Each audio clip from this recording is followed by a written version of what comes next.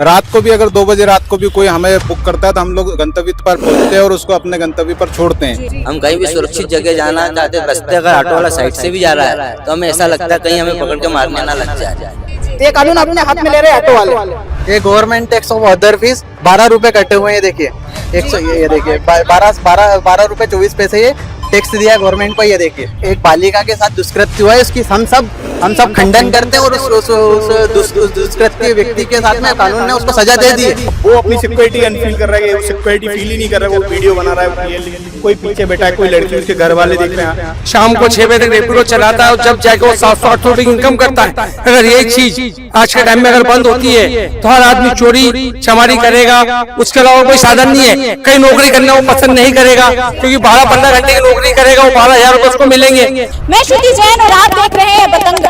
नमस्कार। प्रशासनिक कार्यवाहियों के घेरे में फंसकर लोग यहाँ पर पहुंच जाते हैं। हम आज पहुंचे हैं कलेक्टर, जहाँ पर लोग अपनी सुनवाई कराने आते हैं और हमें एक यहाँ पर मामला सामने मिला है कि लोग रैपिडो चालक, ऊबर चालक, ओला चालक यहाँ पर आते हैं और अपनी समस्याएं सामने लेकर आते हैं, जहाँ हम उनसे बात करेंगे और जानेंगे कि आखिर उन्हें ऐसी क्या समस्याएं आन पड़ी कि आज 100-200 सैकड़ों की संख्या में रैपिडो चालकों को कलेक्ट्रेट ऑफिस पहुंचना पड़ा। इंदौर की रफ्तार देने वाले कुछ लोग आज यहाँ पर पहुंचे हैं कार्यालय, कलेक्टर कार्यालय, और आज उनकी एक समस्या जो पूरे देश में गूंज रही है। आपने एक खबर जरूर सुनी होगी कि रैपिडो, उबर, ओला बैन होने वाला है, लेकिन इसमें कितनी सच्चाई है? तो जी सर, क्या समस्याएं हैं? और आप सभी लगभग हम देख रहे हैं कि 50 से 100 लोग आप लोग इकट्ठे हुए हैं, सभी रैपिडो, उबर, ओला के ड्राइवर हैं। तो आखिर क्या समस्याएं हैं जो आप सभी को आज कलेक्टर कार्यालय तक पहुंचना पड़ा? देखिए, हमारी प्रमुख समस्याएं तो अभी माननीय न्यायालय के निर्देश के बाद में उत्पन्न हुई है। माननीय न्यायालय का निर्देश है कि जो 2 पहिया वाहन है उसका कमर्शियल उपयोग जो है नहीं किया जा सकता है। तो माननीय न्यायालय के बाद में ये चीजें सामने आई है तो आरटीओ ने भी इस पे कार्रवाई करी है और बाकी आरटीओ की कार्रवाई के बाद में हमने उनको ज्ञापन दिया। उस ज्ञापन के बाद में उन्होंने अपनी कार्रवाई को विराम तो दे दिया है, परंतु जो शहर के अंदर ऑटो चालक है उनका उत्पीड़न हमको ज्यादा सहना पड़ रहा है, क्योंकि उसके बाद से उनके हौसले ऐसे बड़े हैं कि वो हम लोगों को जगह जगह जो है परेशान कर रहे हैं। हम लोग रातों दिन 24 घंटे शहर को जो है गंतव्य, अपने यात्रियों को गंतव्य तक छोड़ने के लिए अपनी जान की परवाह किए बगैर ये काम को करते हैं। रात को भी अगर 2 बजे रात को भी कोई हमें बुक करता है तो हम लोग गंतव्य पर पहुंचते हैं और उसको अपने गंतव्य पर छोड़ते हैं। तो इस तरह की सेवा देने पे हमको जो है सबसे बड़ा असुरक्षा का भाव महसूस होने लगा है, क्योंकि हमें जगह जगह रोक करके प्रताड़ित किया जा रहा है, उनको मारा पीटा जा रहा है, उनको गाली गलौज किया जा रहा है। देखिए, डेफिनेटली जो कार्रवाई होना चाहिए वो प्रशासन की जिम्मेदारी है, वो प्रशासन करेगा, क्योंकि हम तो किसी के ऊपर चालानी कार्रवाई कर नहीं सकते, इसका अधिकार हमारे पास में नहीं है। तो कमर्शियलाइज क्यों नहीं कर रहे हैं? हम लोग बोल तो रहे हैं, हम लोग प्रतिबद्ध हैं, हम करने के लिए तैयार है, लेकिन कोई स्पष्टीकरण तो हो। हमने 6-2 को जो है ज्ञापन देकर के ये चीज जानकारी मांगी है कि भाई अभी तक जो है 2 पहिया वाहन का कमर्शियल उपयोग कहीं पर नहीं समझ में आया था, तो इस विषय में कोई गाइडलाइन उपलब्ध नहीं थी। आज इसकी जरूरत आन पड़ी है, तो आप अपनी जो गाइडलाइन है, क्या शुल्क लगेगा, क्या कागज इसके लिए सुनिश्चित है, वो सारी चीजें आप हमको स्पष्टीकरण के साथ में बताइए, तो हम लोग करने को तैयार हैं। यहाँ पर और भी रैपिडो और उबर, ओला से सभी रैपिडो ड्राइवर्स यहाँ पर मौजूद हैं, उनसे भी बात करते हैं। तो सर, आपको क्या समस्याएं आ रही हैं जब आप हर दिन राइड लेते हैं? हम राइड लेते हैं तो सबसे पहले हमें भय लगा रहता है कि ऑटो वाले का। हम कहीं भी सुरक्षित जगह जाना चाहते हैं, रास्ते अगर ऑटो वाला साइड से भी जा रहा है तो हमें ऐसा लगता है कहीं हमें पकड़ के मारने ना लग जाए। या हमारे पास सवारी रहती है तो उनके साथ भी बदतमीजी करते हैं। चाहे हमारी घर की बहन बेटी के बारे में आज ये बता रहे हैं कि हमारी बेटी के साथ बलात्कार हुआ, ये हुआ, तो वो खुद भी हमारी बेटी के साथ तो व्यवहार कर रहे हैं ना। आज हमारे पीछे जरूरी नहीं कि जेंट्स ही बैठेगा, आप भी बैठ सकते हैं, लेडीज कोई भी हो, किसी भी परिवार से रहती है, उनके साथ भी अदर व्यवहार करते हैं ऑटो वाले।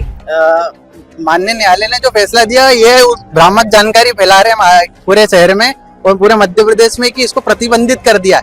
इसको प्रतिबंधित नहीं किया। माननीय न्यायालय ने 1988 मोटर व्हीकल एक्ट के तहत धारा 66 के तहत उन्होंने आदेश दिया है कि कोई भी प्राइवेट गाड़ी को कमर्शियल यूज नहीं कर सकते, लेकिन इसके लिए माननीय मुख्यमंत्री जी से मैं अनुरोध करूंगा कि वो और परिवहन मंत्री जी इस पे गाइडलाइन बनाए। हम लोग उस शासन प्रशासन के संवैधानिक रूप से सारे नियम मानने को तैयार है, लेकिन इनकी भी जांच करें। इनकी 15 साल 20-20 साल पुरानी ऑटो है, जिसमें ये बिना ड्रेस भी नहीं पहनते हैं। महिलाओं से 5 किलोमीटर के 200 रुपए 150 रुपए तो सिंगल, अब हम 50 रुपए में छोड़ के आ जाते हैं और ये 200 रुपए मांगते हैं। तो कोई भी सबको सस्ता किराया पाने का हक है।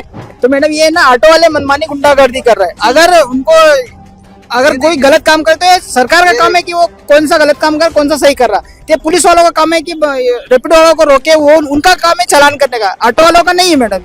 ये कानून अपने हाथ में ले रहे हैं ऑटो वाले जी। ये देखिए ये government tax of other fees 12 रुपए कटे हुए हैं। ये देखिए 100, ये देखिए 12 रुपए 24 पैसे ये टैक्स दिया है गवर्नमेंट को। ये देखिए मतलब आपके सारे टैक्स देने के बावजूद, सब करने के बावजूद आपको सुरक्षाएं प्राप्त नहीं हो रही हैं, और जहां आप गंतव्य तक लोगों को पहुंचा रहे हैं उसके बावजूद भी लोग आपकी नहीं सुन रहे हैं और आप पर कार्रवाई लगातार की जा रही है। एक बालिका के साथ दुष्कृत्य हुआ है, उसकी हम सब खंडन करते हैं और उस दुष्कृत्य व्यक्ति के साथ में कानून ने उसको सजा दे दी है। जी आप क्या कह रहे हैं कि गाड़ी किससे चाबी निकाल ली जाती है ऑटो चालकों के द्वारा? गाड़ी की चाबी निकालना फिर रोक के पूछना, तो इनको ये राइट्स तो है नहीं। अगर राइट्स हैं तो कानून के, तो भाई अगर आरटीओ वाला पूछे तो हम उनको जवाब भी देंगे। तो इनको तो बताने का कोई अधिकार है नहीं कि ये हमसे पूछ सकते हैं या हम रैपिडो चला रहे हैं या हम बैठे हैं या कोई हमारे पीछे बैठा हुआ है।